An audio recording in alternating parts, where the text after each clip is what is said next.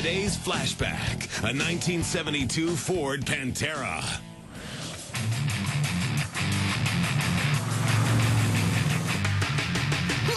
Now you may be asking yourself, why am I looking at an Italian sports car when this is supposed to be a show about muscle cars? Well, this ain't your ordinary exotic car. It's a 1972 Pantera, an unlikely marriage of Italian style and Ford muscle. The story begins back in the mid-'60s when Ford was trying to compete against the Corvette and Ferrari. At one point, it even tried to buy Ferrari, but when that deal fell through, Ford looked elsewhere. Detomaso, an Italian sports car manufacturer, had been using Ford motors in its cars for years, but they weren't sold in the American market.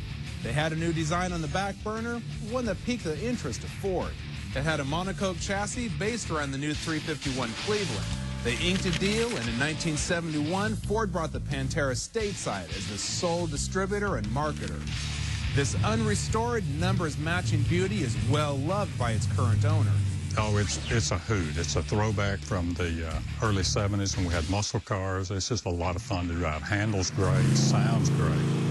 If you want to check out the Ford power plant, don't bother looking under the hood.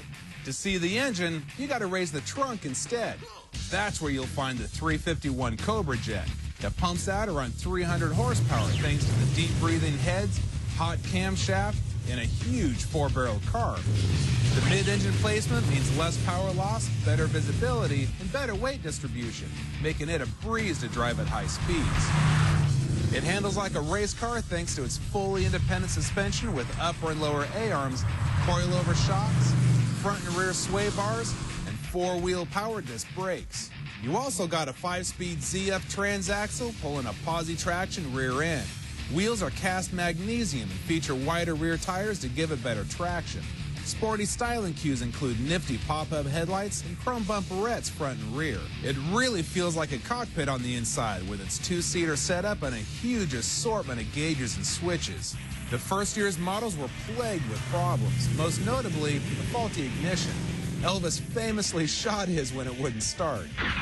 Many of the problems were resolved by the next year, and sales went up in '72 from 791 to 2,061. They're priced at around $10,000, as the ads used to say. Ford intended it to be an elite sports car, one that would draw customers into the showroom, but sales never fully matched Ford's expectations, and the partnership with Detomaso was dissolved in 1974. Panteras continued to be built and sold overseas until 1993, building a solid following of devoted fans, just like this one. It's an adventure to drive the car every time you're in it. You got to be careful or it'll get away from you.